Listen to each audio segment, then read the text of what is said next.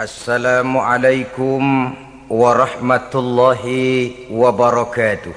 Waalaikumsalam warahmatullahi wabarakatuh. Bismillahirrahmanirrahim.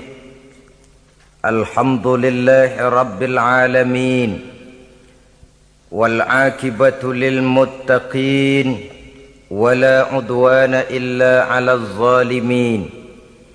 والصلاة والسلام على أشرف الأنبياء والمرسلين إمام المتقين سيد الغر المحجلين وعلى آله وأصحابه المجاهدين الطاهرين أما بعد. Saudara-saudara kaum muslimin rahimakumullah. Nabi Musa alaihi salam adalah salah seorang nabi yang termasuk di dalam kelompok ulul azmi, 5 di antara yang terbesar. Beliau mendapat gelar kalimullah, artinya rasul yang pernah diajak dialog langsung oleh Allah subhanahu wa ta'ala. Seperti yang kita maklum bahwa di zaman Nabi Yusuf alaihi salam, beliau membawa serta seluruh keluarganya untuk tinggal di Mesir. Maka berkembang biaklah keturunan Bani Israel di tanah Mesir. Sampai di zaman pemerintahan Ramses II yang merasa khawatir dengan semakin banyaknya keturunan Bani Israel di Mesir akan menghancurkan kekuasaan daripada kerajaannya. Ramses II inilah yang kita kenal sebagai Fir'aun di zaman Nabi Musa alaihi salam. Maka terjadilah kemudian kebijaksanaan yang tidak bijaksana. Orang-orang tua dari Bani Israel dikerjakan secara paksa, membangun bangunan-bangunan mercusuar. Kemudian bayi-bayi dari Bani Israel dibunuh. Orang tuanya disuruh kerja paksa, bayi laki-lakinya dibunuh. Dengan target agar Bani Israel hapus dari permukaan bumi ini. Tetapi kehendak Allah pasti juga akan terjadi. Maka lahirlah Nabi Musa alaihi salam, yang kelahirannya disembunyikan oleh orang tuanya dari pengetahuan umum. Namun bagaimanapun disembunyikan, kekhawatiran itu datang juga di hati ibu Nabi Musa alaihi salam. Allah kemudian memberikan ilham kepada ibu daripada Nabi Musa. Masukkan anakmu ke dalam satu peti, hanyutkan di sungai Nil. Itu dilakukan oleh ibu Nabi Musa alaihi salam. Dimasukkannya bayi Musa ini ke dalam peti, ditutup rapat, dihanyutkan di sungai Nil. Kemudian ibu tadi memerintahkan saudara perempuannya untuk mengikuti kemana peti ini hanyut di bawah arus sungai Nil. Adapun peti ini kemudian hanyut dibawa oleh arus sungai Nil memasuki istana Fir'aun. Maka permaisuri atau istri daripada Fir'aun melihat peti hanyut itu, diperintahkan tentaranya untuk mengambil peti tadi. Manakala peti terbuka, berisi seorang bayi laki-laki yang sangat mungil, sangat gembiralah istri daripada Fir'aun. Diusulkannya kepada suaminya agar bayi laki-laki tadi diambil saja, dijadikan sebagai anak angkat, dipelihara dan dibesarkan dalam istana. Fir'aun menerima usul daripada istrinya. Maka sejak saat itu dijaga, dipelihara dan dibesarkanlah Nabi Musa alaihi salam di lingkungan istana Fir'aun laknatullah alaihi. Begitulah ia memasuki masa remajanya, tumbuh sebagai anak angkat daripada Fir'aun dengan segala fasilitas yang serba cukup di dalam istana Fir'aun. Sampai pada masanya di mana ia kemudian menyadari bahwa ia sebenarnya bukan dari keturunan orang-orang Mesir, tapi berasal dari keturunan Bani Israel. Sehingga satu hari ketika ia keluar dari istana, ia bertemu dengan orang yang sedang bertengkar, Satu dari keturunan Bani Israel, satu lagi dari orang Mesir. Musa membantu orang Israel ini melerai perkelahian, tapi kemudian Nabi Musa memukul orang Mesir tadi, dan memang hebat, sekali pukul mati. Saudara-saudara, tidak sengaja Nabi Musa itu hanya memukul, memberikan peringatan, tapi mati. Ini disembunyikan oleh Nabi Musa, tapi bagaimanapun disembunyikannya, akhirnya toh tahu. Apalagi Fir'aun sejak awal memang sudah mendapat firasat. Jangan-jangan inilah yang banyak diramalkan oleh dukun-dukunku, ahli nujum di istanaku, bahwa akan lahir seorang anak laki-laki dari keturunan Bani Israel yang akan menghancurkan kekuasaanku, memusnahkan kerajaanku. Jangan-jangan ini orangnya. Sejak hari pertama menemukan bayi Musa, Fir'aun sudah punya firasat ke arah itu. Tapi karena kalah oleh desakan istrinya, maka diterimalah Musa untuk dibesarkan di dalam lingkungan istana. Sehingga akhirnya oleh karena perasaan bersalah ini, Nabi Musa melarikan diri. Melarikan diri dari istana Fir'aun setelah nyata-nyata bahwa dia memang keturunan Bani Israel. Melarikan dirilah Nabi Musa alaihi salam keluar dari Mesir menuju negeri Madian. Di dalam pengembaraannya, saudara-saudara, di satu lembah, Nabi Musa ketika itu belum menjadi nabi. Pemuda Musa ketika itu sedang beristirahat. Dari kejauhan dilihatnya orang sedang berdesak-desakan. Rupanya adalah pengembala-pengembala kambing yang akan mengambil air dari dalam sumur. Mereka berdesak-desakan, berebut karena sumur cuma satu, yang ngambil air kelewat banyak. Di antara desakan-desakan orang itu, Nabi Musa melihat dua orang wanita kakak beradik minggir saja, tidak ikut berdesak-desakan.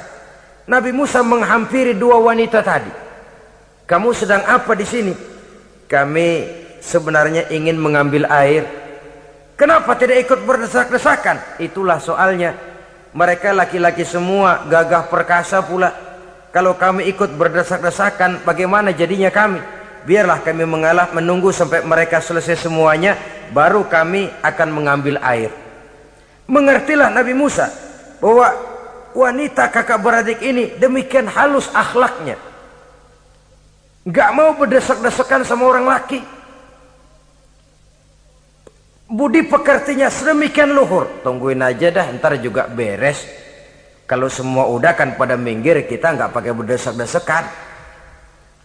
Saudara hadirin, menyadari kodrat kewanitaannya, sehingga berdesak-desakan itu saja sudah dianggap bisa mengurangi citranya sebagai wanita. Biar dia ngalah aja, tungguin ntar juga rapi. Bukan malah ikut ngerangsek. Enak nih berdesakan sama orang laki nih, lumayan nih.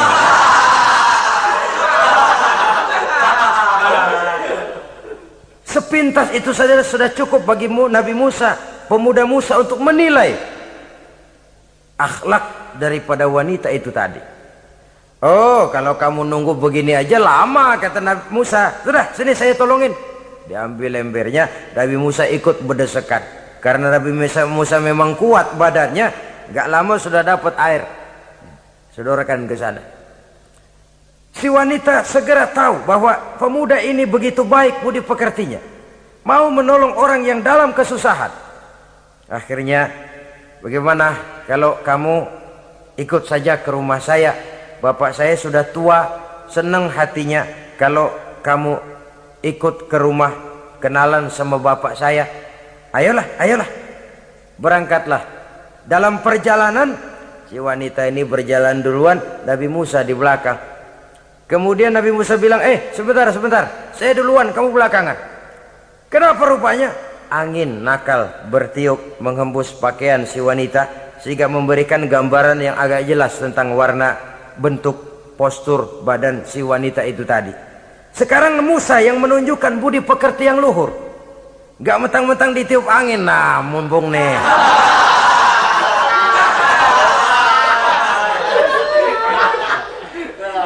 Rezeki nih, kapan lagi nyari yang begini ya? Kedua-duanya sudah menunjukkan satu akhlak yang sangat luhur.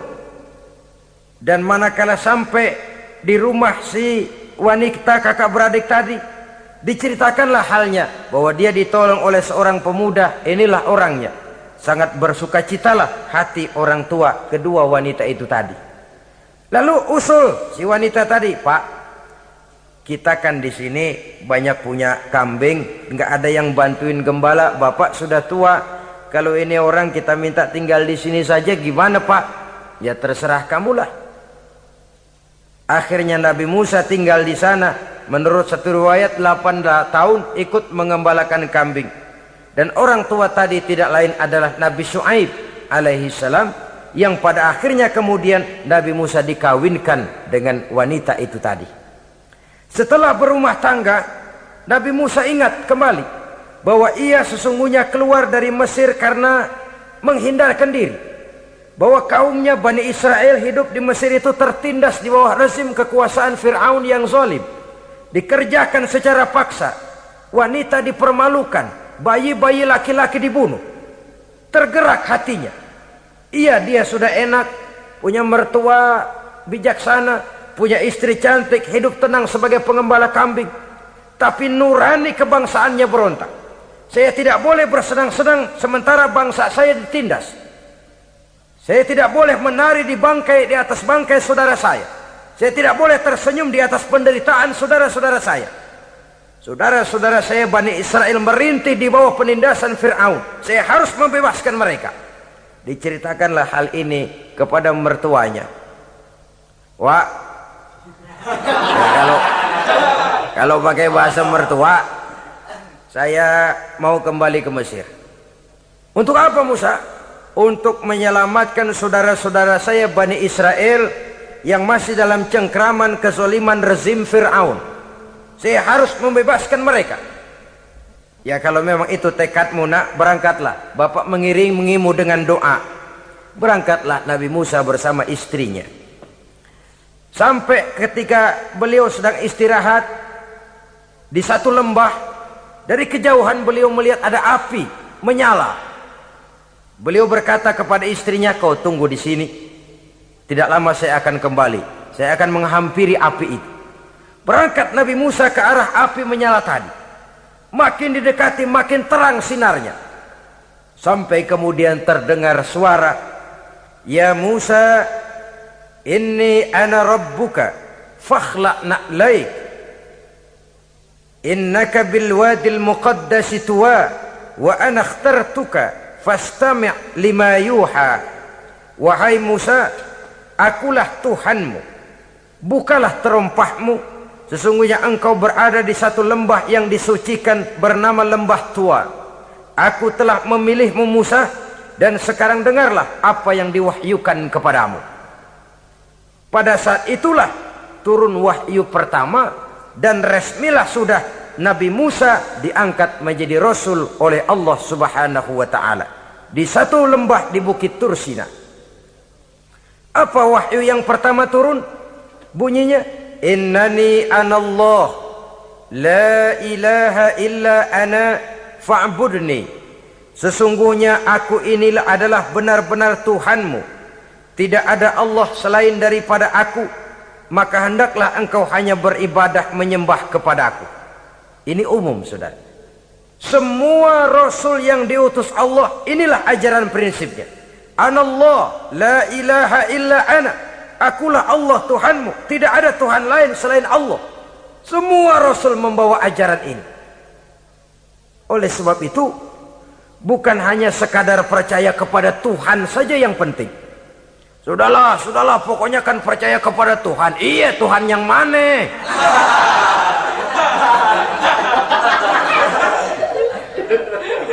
Sebab kalau sekadar percaya kepada Tuhan, rasanya semua agama percaya kepada Tuhan. Begitulah orang Hindu percaya kepada Tuhan, tapi Tuhan menurut mereka Trimurti, Wisnu, Siwa, Brahma. Orang Buddha percaya kepada Tuhan, tapi Tuhan dalam pandangan mereka ada Tuhan kecil Hinayana, ada Tuhan besar Mahayana. Orang Majusi juga percaya kepada Tuhan, tapi Tuhan dalam pandangan mereka ada Tuhan kebaikan namanya Ahriman, ada Tuhan kejahatan namanya Ahura Mazda. Orang Nasrani juga percaya kepada Tuhan, tapi Tuhan kata mereka dalam bentuk Trinitas, Tuhan Anak, Tuhan Bapa, Ruhul Kudus. Ini semua Tuhan dalam pandangan mereka. Jadi kalau sekadar percaya kepada Tuhan, percaya kepada Tuhan, percaya kepada Tuhan, Tuhan yang mana? Itu yang prinsip. Itu yang prinsip.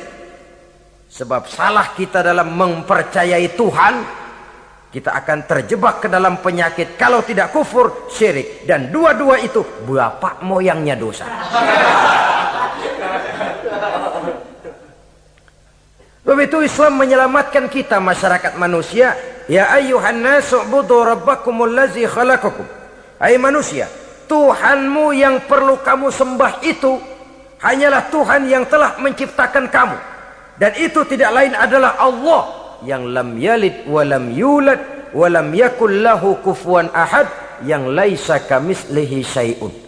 Ia tidak beranak, ia tidak diperanakkan, dan ia tidak bisa diserupakan dengan apapun. Dialah Allah itu. Begitu wahyu yang diberikan kepada Adam, kepada Nuh, kepada Ibrahim, kepada Yusuf, bahkan kepada Musa alaihi salam. Innani anallah la ilaha illa ana fa'budni. Akulah Allah Tuhanmu, tidak ada Tuhan lain selain daripada aku Allah, maka kepadakulah kamu hanya menyembah. Ini wahyu yang pertama turun, sudah berisi tauhid. Jadi hakikatnya agama Yahudi, saudara, adalah agama tauhid, agama monoteis, agama yang mengajarkan hanya ada satu Tuhan untuk seluruh alam, dan Tuhan itu adalah Allah subhanahu wa ta'ala. Sebab itu syahadat orang Yahudi bunyinya begini: Shema Yisrael Yahweh Elohenu Yahweh Echad. Ini syahadatnya orang Yahudi. Itu perbedaan bahasa Suryani Ibrani dengan bahasa Arab. Kita Isma itu bahasa Arab, dia Shema. Isma, Shema. Shema Yisrael Yahweh Elohenu Yahweh Echad. Ahad Echad.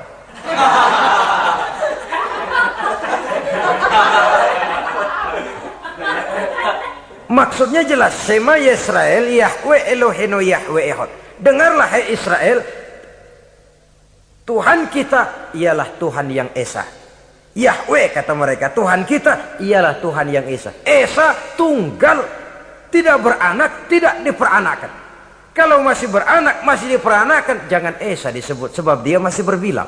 Dan maha suci Allah daripada sifat berbilang.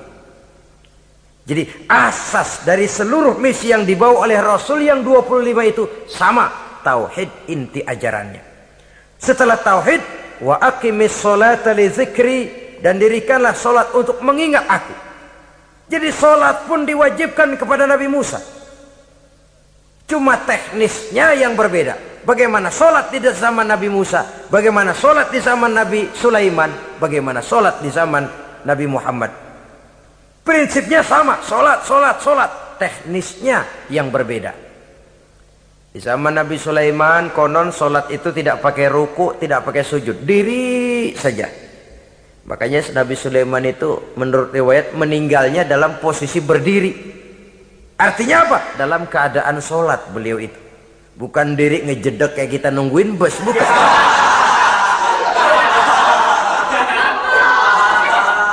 Berdiri dalam kondisi solat.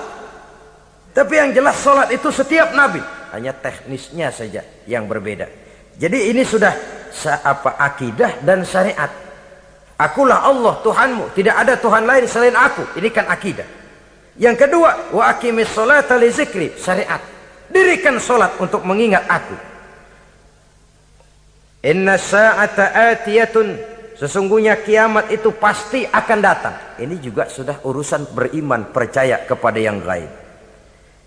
Saudara-saudara kaum muslimin rahimakumullah. Setelah mendapat wahyu ini, turunlah perintah Allah kepada Nabi Musa. Apa kata Allah? Izhab ila fir'auna innahu tagha. Sekarang Musa, berangkatlah kamu menuju Fir'aun. Ia telah melampaui batas. Berangkatlah kamu ke sana Musa, hadapi Fir'aun, sampaikan dakwah ini, ia telah melampaui batas. Innahu tagha, ia telah berlebih-lebihan. Nah, saudara-saudara, jadi dua fungsi sudah. Kalau pada mulanya Nabi Musa berniat kembali ke Mesir hanya untuk membebaskan kaumnya Bani Israel, sekarang malah bertambah. Tidak hanya sekedar itu, malah lebih utama adalah menyampaikan risalah, menyampaikan misi kerasulannya, menyadarkan Fir'aun, menegakkan tauhid, mengembangkan syariat. Bertambahlah tugas Nabi Musa sebagai pejuang bangsa, juga sebagai mujahid, pejuang agama. Pada mulanya sebagai pejuang bangsa tuh, artinya Nabi Musa ini kembali kepada Fir'aun di Mesir, tujuannya tadi kan cuma untuk membebaskan Bani Israel kaumnya. Ini pejuang bangsa.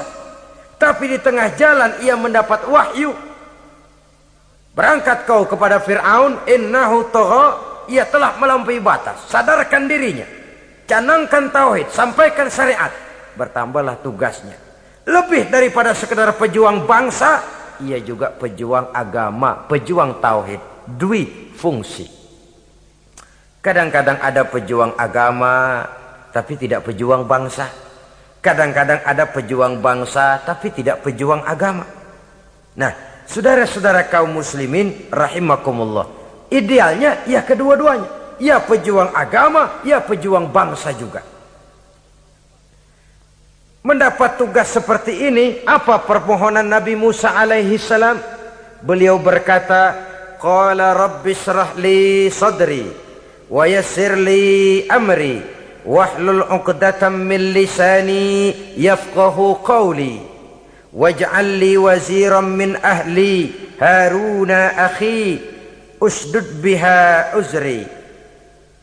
Ini permohonan Nabi Musa ketika dilantik menjadi rasul, diberikan tugas, berangkat kau ke Mesir, sampaikan risalah ini kepada Fir'aun karena ia telah melampaui batas. Apa permohonan Nabi Musa? Rabbi syrah li sadri, ya Allah, lapangkan hati saya. Wa yassir li amri, mudahkan urusan saya. Wahlul 'uqdatam min lisani, buka kebekuan lidah saya. Yafqahu qawli, sehingga mereka mengerti apa yang akan saya bicarakan. Ini kondisi dasar. Memulai satu perjuangan dengan persiapan dasar. Apa permohonan pertama? Isyrah li sadri, lapangkan jiwa saya. Menghadapi musuh dengan jiwa yang lapang itu penting. So, kalau kita menghadapi musuh dengan jiwa yang sempit, kita sudah kalah sebelum perang. Menghadapi musuh dengan jiwa yang lapang, artinya masih berharap kalau dia mau mengikuti ajaran ini. Jadi pada tahap pertama itu datang bukan sebagai orang yang mau membasmi, tapi sebagai orang yang mau menyelamatkan. Ini perlu jiwa yang lapang. Sebab dakwah Nabi Musa itu kan pertama menyadarkan Fir'aun dulu. Nanti akan kita lihat setelah disadarkan dengan kata-kata, tidak kena juga dengan bukti berupa mukjizat. Masih bandel juga. Musa mohon supaya dikirim bencana. Masih nggak mempan juga, habis dah urusan. Jadi ada tahapan sesuai dengan kemungkinan Fir'aun bisa menerima. Sama juga bayi itu kan kalau baru lahir ke dunia, brol, kasih susu emaknya dulu. Gedean dikit, bubur. Gedean lagi, nasi ulek dah. Udah gede betul, nasi. Udah gede banget, jengkol jijelin.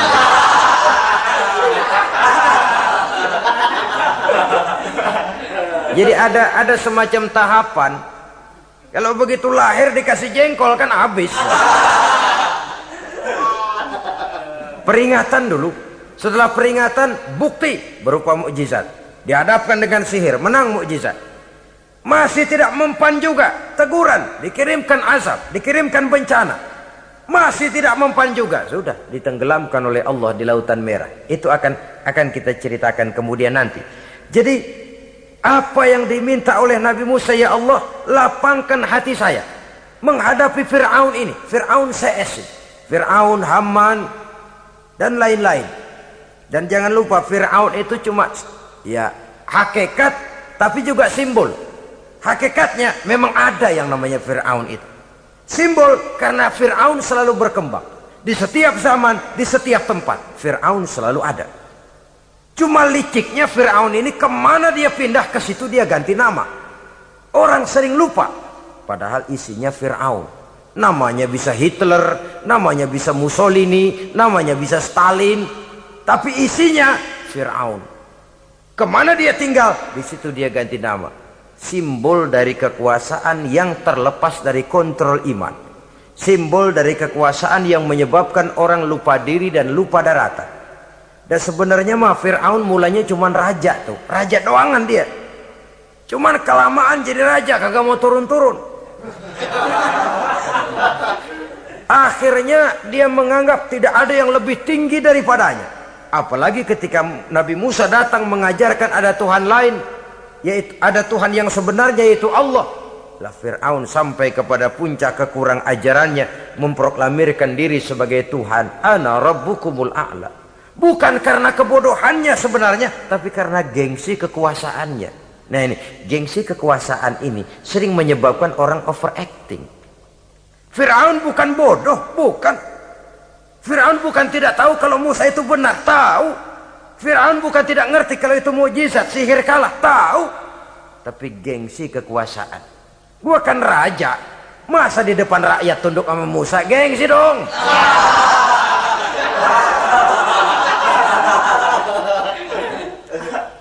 Cobalah lihat, gengsi kekuasaan sering membuat orang mau menginjak-injak kebenaran, mau membohongi hati nuraninya sendiri, mau membohongi kolbinya, hatinya. Padahal itu sudah, orang kalau sudah hatinya sendiri dibohongin, apalagi orang lain, sudah manusia paling kejam itu. Cuma karena gengsi kekuasaan saja. Gengsi kekuasaan kadang menganggap remeh kecil Nabi Musa, kadang merasa besar di depan rakyatnya, tiba-tiba harus tunduk kepada dakwah Musa. Ntar dulu, ada apa sama Musa? Dia kanyut, gue yang ngangkat. Iya toh, peristiwa di Sungai Nil itu. Karena aku yang nyelamatin, aku yang besarkan dia di istanaku. Gengsi kekuasaan sering menyebabkan orang overacting. Bukan karena kebodohannya, dia tahu itu benar, tapi dia berat untuk mengikutinya. Kenapa? Gengsi kekuasaan. Inilah watak Fir'aun. Oleh sebab itu Nabi Musa minta, ya Allah, lapangkan hati saya menghadapi orang kayak Fir'aun ini. Wa yassirli amri, dan mudahkan urusan saya. Ini orang berjuang itu, saudara, setelah segala taktik dan strategi dibicarakan, segala persiapan fisik disiapkan, jangan lupa wa yassirli amri, ya Allah, mudahkan urusan saya. Sebab sepanjang yang bisa kita lakukan hanyalah berusaha dan berusaha. Kepastian, ketentuan, hak prerogatif daripada Allah Azza wa Jalla. Kalau Allah memberikan kemudahan, satu dunia orang mau menghadang, no problem. Kalau Allah sudah memberikan kemudahan, satu dunia orang mau mendatangkan kesulitan, gak ada gunanya. Wa yassirli amri, mudahkan kiranya urusan saya ini ya Allah. Karena sudah terbayang oleh Musa. Pertama, faktor psikologis. Bagaimanapun Fir'aun itu kan bapak angkat sendiri. Ya orang kalau nasihatin orang lain barangkali nggak terlalu jadi beban moral. Tapi kalau sudah menasehati orang yang pernah mengasuh dan membesarkan dia, itu kan beban moral. Sulit posisi ini. Apalagi kekuasaan mutlak berada di tangannya, tentaranya gagah perkasa. Wa yassirli amri, mudahkanlah urusan saya ya Allah. Lapangkan hati, mudahkan urusan. Saudara-saudara kaum muslimin rahimakumullah. Permohonan yang ketiga dari Nabi Musa, setelah minta dilapangkan hati dan dimudahkan urusan, wahlul 'uqdatam min lisani, bukalah kebekuan lidahku. Satu riwayat menjelaskan bahwa Nabi Musa memang agak gagap kalau bicara. Riwayat lain menjelaskan bahwa beliau agak sedikit cadel. Tapi yang jelas, minta agar dibukakan kebekuan lidah. Ini mengandung satu pelajaran. bahwa cara menyampaikan sesuatu akan sangat menentukan sesuatu itu sendiri. Sesuatu yang baik, kalau salah cara kita mengucapkannya, salah cara kita menyampaikannya, jadi tidak baik kesan orang. Ini soal ucapan. Soal hati itu Allah saja yang tahu. Tapi kan orang sebelum tahu hati ini, omongan yang didengar, tingkah laku yang dilihat. Maka ini yang diminta oleh Nabi Musa alaihissalam. Misi risalah ini berat. Menyampaikan pesan ilahi ini tidak ringan. Kalau salah saja ngomong, akan timbul kesalah pengertian. Oleh sebab itu, wahlul 'uqdatam min lisani, bukalah kebekuan lidah saya ini, supaya lancar bicara untuk menyampaikan yang hak, menghancurkan yang batil. Cara kita menyuguhkan sesuatu sangat menentukan sesuatu itu sendiri. Saudara datang ke rumah saya, yang saya suguhkan cuma segelas teh pahit dan singkong goreng, tapi kalau dengan kata-kata yang menyentuh, enak didengar telinga, nggak berasa tuh singkong goreng. Sebaliknya yang disuguhkan makanan mahal, mewah, lezat, caranya kasar, omongannya nggak enak didengar. Maka anda sikat abisin deh, gue tau lu lapar, abisin deh.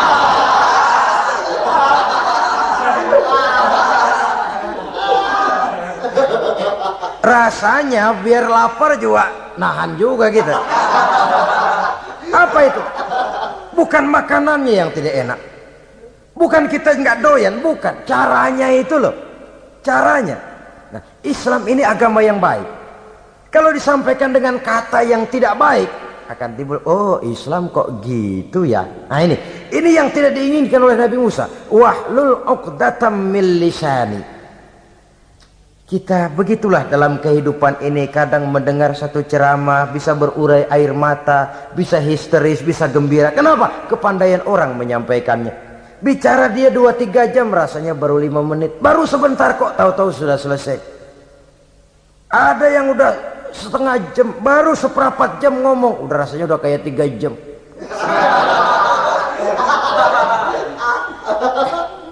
Kita udah berbisikkan, udah dah. Wahlul 'uqdatam min lisani. Targetnya apa? Yafqahu qauli, agar mereka memahami. Tentu lawannya agar mereka tidak salah mengerti, agar mereka tidak salah paham. Sebab kalau misi ini diterima dengan salah paham, dakwah tidak nyambung. Maka ini doa banyak dibaca, diamalkan oleh orang-orang mimbar yang sering pidato. Lapang hati melihat kerumunan orang banyak, tapi nggak dak-dikduk, nggak kena demam mimbar. Udara dingin tapi keringat, baju basah. Saudara hadirin yang saya hormati, lalu permohonan yang selanjutnya daripada Nabi Musa alaihissalam, waj'al li waziran min ahli, dan jadikanlah bagiku seorang pembantu dari keluargaku. Siapa? Harun akhi, dia tidak lain adalah saudaraku Harun. Usdud biha uzri, akan saya limpahkan kepadanya segala beban-beban yang saya derita. Artinya orang berjuang perlu teman, nggak bisa sendirian. Nggak, bagaimanapun hebatnya kita tetap memerlukan bantuan daripada orang lain. Sendiri memang lebih baik daripada berteman orang jahat. Tapi berdua lebih baik daripada sendiri. Bertiga lebih baik daripada berdua. Makin banyak, makin baik. Untuk satu persoalan yang besar, memerlukan kebersamaan. Begitulah Nabi Musa memberikan contoh. Saya tidak bisa berjuang sendiri. Saya minta dibantu oleh saudara saya Harun. Jadikan dia pembantu saya. Tempat saya membagi suka dan duka dalam perjuangan ini. Tempat saya bercerita, tempat saya mengeluh, tempat saya melarikan persoalan. Sebab beban hati itu akan berkurang kalau kita ada tempat kita bercerita. Nah, saudara-saudara, berangkatlah Nabi Musa ke Mesir. Kemudian mulai menyampaikan dakwahnya kepada Fir'aun, laknatullah alaih.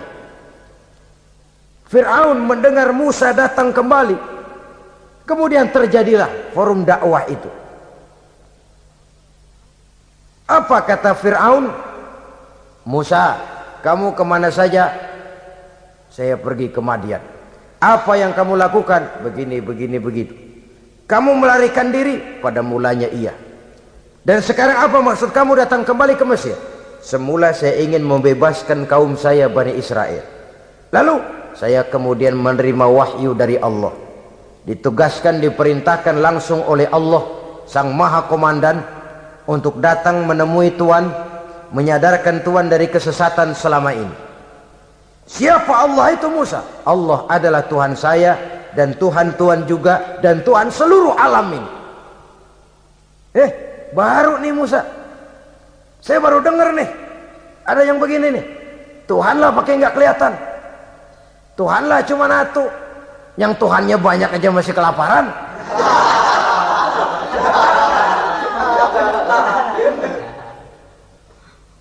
Di mana Tuhan? Tuhan saya bersemayam di aras, tempat yang sangat tinggi. Hei Haman, kata Fir'aun kepada Perdana Menterinya, bikin menara yang tinggi. Bikin rakyat kerja paksa lagi, bikin menara tinggi. Naik Fir'aun ke atasnya, ngelepas panah dari atasnya. Menurut satu riwayat, panah itu ditangkap oleh malaikat, ditublaskan ke ikan, lalu dikembalikan lagi kepada Fir'aun dalam kondisi di mana panah itu berdarah. Dia tangkap lagi oleh Fir'aun, turun ke bawah, pidato di depan rakyatnya. Nih liatin, Tuhan Musa udah saya panah nih. Mati. Saudara hadirin yang saya hormati, dengan segala macam dalih Fir'aun mencoba mengingkari dakwah Nabi Musa alaihi salam. Baiklah Musa, andai kata kamu benar, apa buktinya? Tuhan mau apa? Kamu sanggup menandingi tukang sihir saya? Insya Allah. Ayo kumpul tukang sihir, kumpul. Kumpulkan tukang sihir, dilepaskan tali-tali kecil, berubah jadi ular mengejar Musa. Musa oleh Allah difirmankan, lemparkan tongkatmu Musa. Musa melemparkan tongkatnya. Tongkat Musa kemudian berubah menjadi ular besar yang menerkam ular-ular kecil tadi. Habis itu ular kecil ciptaan tukang sihir Fir'aun. Begitu hebat mukjizat yang diberikan Nabi Musa, dan Fir'aun tahu itu mukjizat. Tapi dia ingkar juga, tidak mau beriman. Sudah nyata bukti, sudah jelas saksi, dia tetap ingkar. Akhirnya Nabi Musa berdoa memohon kepada Allah, Rabbana innaka ataita fir'auna wa mala'ahu zinatan wa amwalan fil hayatid dunya. Wahai Allah, sungguh engkau telah memberikan kepada Fir'aun dan para pembesarnya zinatan, segala macam perhiasan, wa amwalan, dan segala macam harta benda, fil hayatid dunya, di dalam kehidupan dunia ini. Rabbana liyudillu an sabilik, semuanya hanya menyebabkan mereka jadi sesat dari jalanmu. Rabbana tmis ala amwalihim, ya Allah binasakanlah mereka di dalam hartanya. Wasdud ala qulubihim, tutuplah pintu hatinya.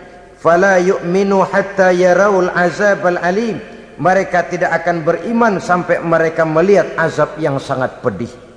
Sudah dibuktikan dakwah baik-baik tidak mempan, bukti berupa mukjizat tidak kena, sampai dikirimkan teguran berupa berbagai macam bencana masih tidak juga beriman. Akhirnya Nabi Musa memutuskan, kalau begitu menyelamatkan kaum dululah. Kaumnya Bani Israel dibebaskan dari perbudakan, dibawa oleh Musa keluar dari Fir'aun, dari Mesir, dikejar oleh Fir'aun. Dalam pengejaran ini sampailah Nabi Musa di tepian Laut Merah. Buntu, depan laut, belakang tentara Fir'aun. Maju kecebur, mundur kepergok musuh, nggak ada pilihan lain. Dalam kondisi seperti ini, Allah subhanahu wa ta'ala berfirman kepada Musa, lemparkan tongkatmu ke laut, hai Musa. Musa melemparkan tongkatnya ke laut. Terjadilah mukjizat. Laut terbelah, jalan muncul ke permukaan laut. Lewat Musa di jalan itu, Fir'aun terus mengejar. Ketika Musa sampai di tepian sebelah sana, Fir'aun masih di tengah jalan. Laut menutup kembali, hilang itu jalanan. Fir'aun dan seluruh tentaranya tenggelam di Lautan Merah, mati. Pada saat kondisi seperti itulah Fir'aun dalam keadaan menghadapi sakaratul maut, napas cengap-cengap, hampir putus di leher, berkata dia, amantu bi Rabbi Musa wa Harun. Kalau begini mah saya juga percaya dah sama Tuhan, percaya dah sama Tuhannya Musa dan Tuhannya Harun. Kata malaikat maut, kemarin kemana mas?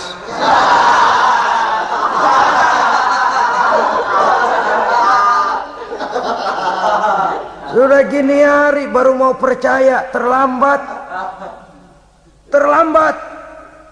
Akhirnya Fir'aun mati, tapi badannya utuh. Allah berjanji, wa kadzalika nunajjika bi badanika litakuna liman khalfaka ayah. Kami selamatkan badanmu Fir'aun agar menjadi pelajaran bagi orang-orang sesudah kamu nanti.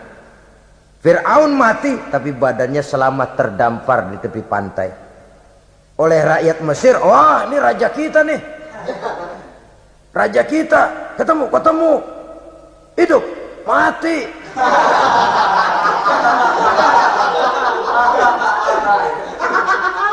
Kemudian sesuai dengan tradisi raja waktu itu, dimumilah badannya, diawetkan, sehingga sampai sekarang jenazah atau jasad daripada Fir'aun ini masih tersimpan dengan baik di museum negara di Mesir itu.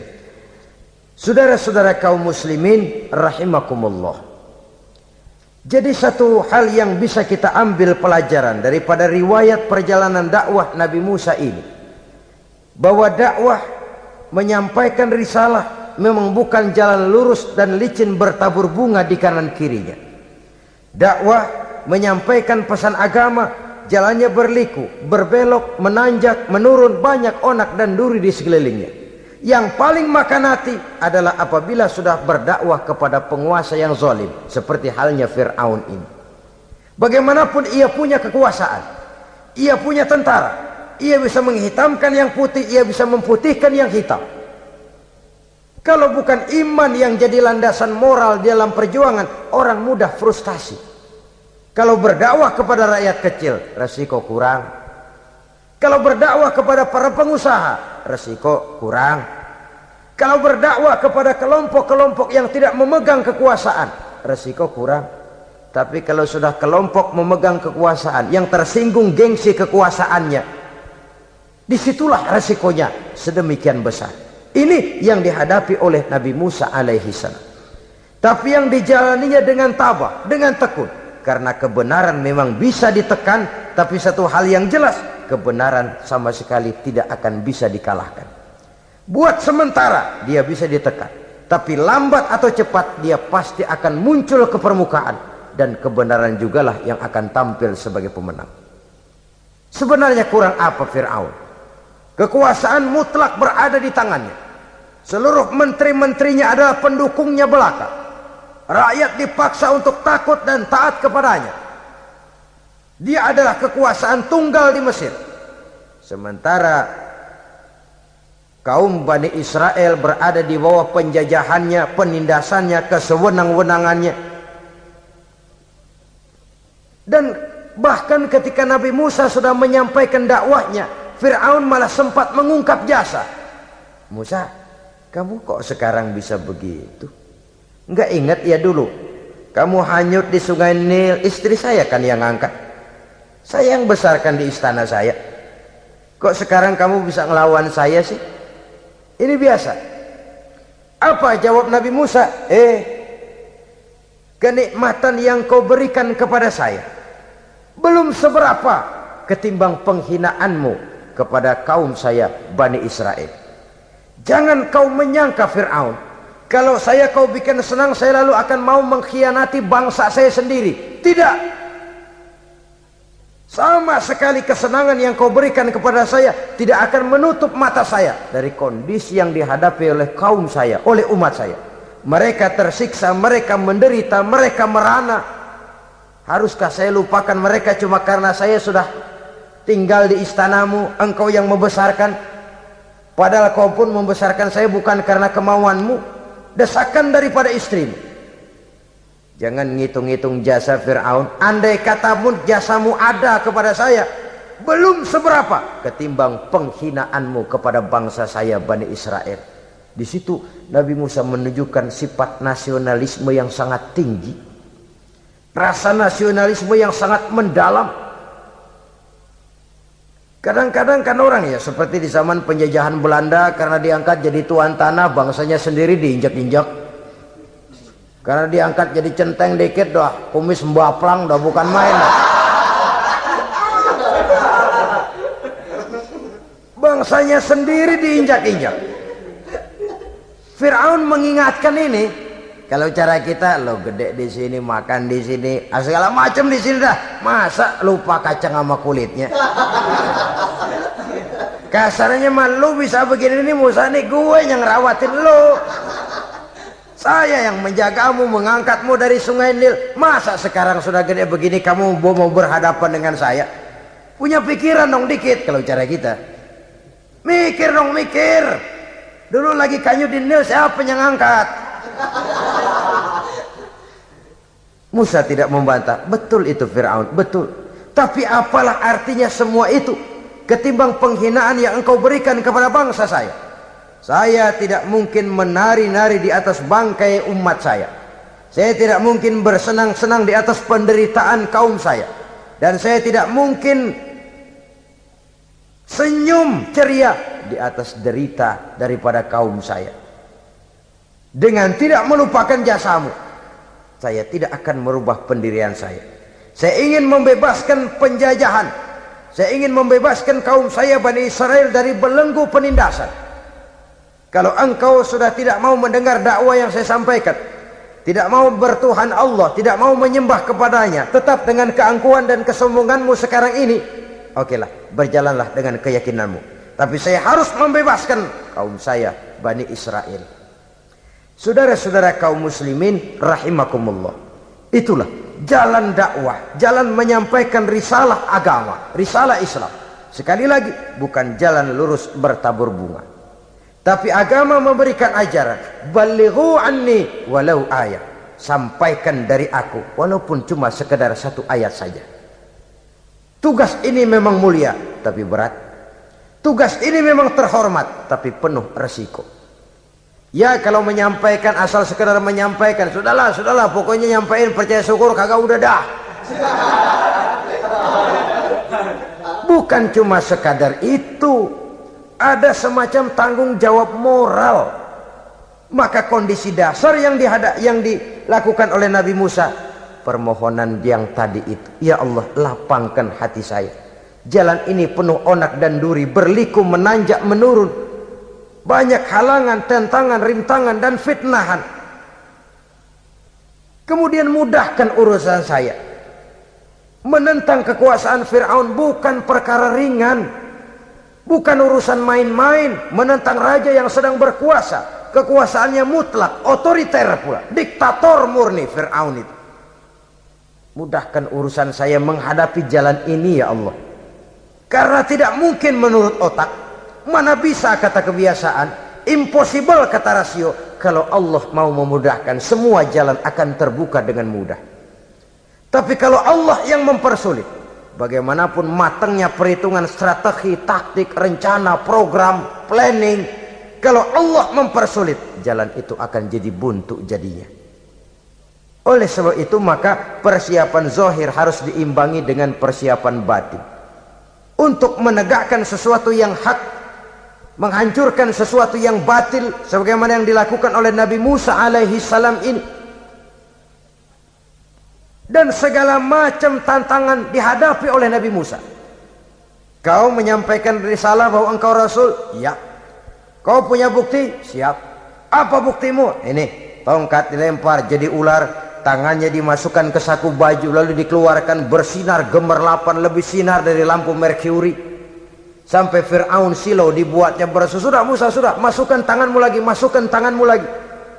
Dia tahu, dia sadar itu bukan sihir, tapi lagi-lagi gengsi kekuasaannya. Sehingga pantas kalau Nabi pernah bersabda, afdalul jihad kalimatu haqqin inda imamin jair. Jihad yang paling besar adalah mengucapkan kebenaran di depan penguasa yang zalim. menyampaikan kebenaran di hadapan penguasa yang zalim. Tapi kan berat, saudara, sulit, apalagi kalau belum apa-apa udah ngeri. Udah jangan dah.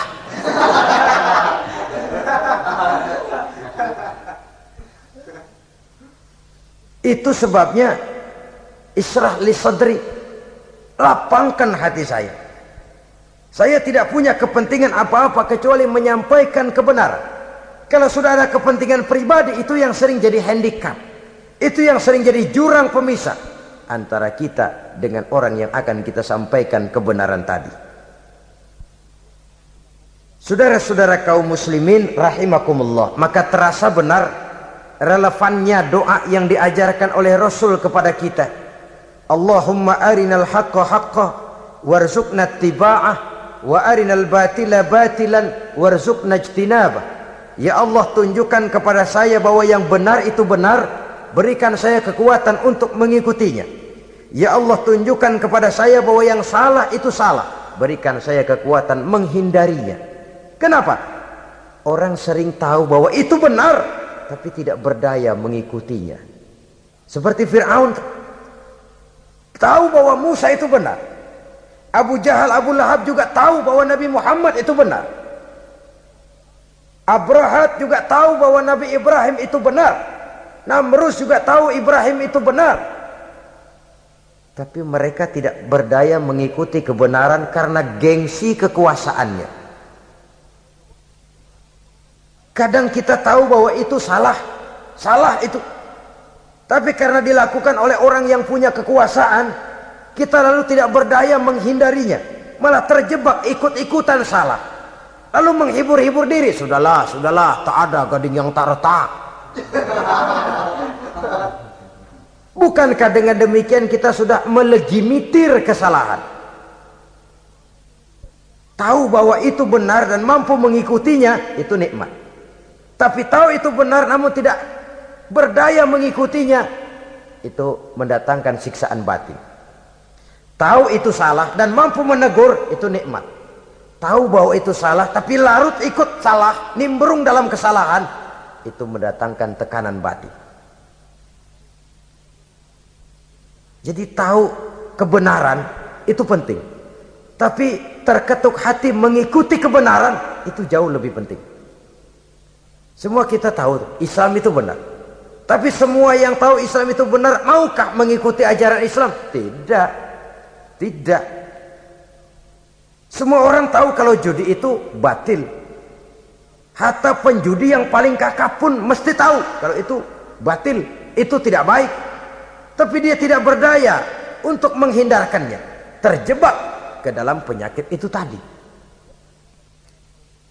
Oleh sebab itu, saudara-saudara kaum muslimin yang saya cintai, tidak ada satu ucapan yang lebih baik. Dalam istilah Quran itu Allah menjelaskan, wa man ahsanu qawlan mimman da'a ila Allah wa amila salihan wa qala innani minal muslimin. Ucapan siapakah yang lebih baik dalam hidup ini selain daripada mimman da'a ila Allah, selain daripada ucapan orang-orang yang menyeru ke jalan Allah, orang-orang yang menyadarkan kepada agama. Ini jalan Allah, mari ikuti. Itu jalan setan, mari tinggalkan. Wa amila salihan, tidak cukup sekedar berdakwah mengajak orang ke jalan Allah, dia juga beramal soleh. Dia bangun rumah sakit, dia bangun madrasah, dia bangun masjid, dia makmurkan majelis taklim, dia santuni yatim piatu. Wa qala innani minal muslimin, seraya berkata, saya termasuk orang yang berserah diri kepada Allah. Da'a ila Allah wa amila salihan wa qala innani minal muslimin. Menyerukan manusia ke jalan Allah, beramal soleh, dakwah bil hal kata orang sekarang. Kemudian mereka pada akhirnya berkata, kami adalah sekelompok orang-orang yang sudah berserah diri kepada Allah. Segalanya diserahkan kepada Allah. Lahirlah kedamaian rohani, ketegaran pribadi, ketentraman batin di dalam dia melaksanakan tugasnya. Kalau tidak, maka nanti ya tuh orang kan gua ajak baik-baik nyuruh sembahyang, ngapa gua dimusuhin? dipikirin kurus dah. ampek gaya dah. Makan hati. Soal orang mau beriman atau tidak itu bukan urusan kita. Tugas kita hanya sekedar penyampai. Tugas Rasul hanya sekedar penyampai.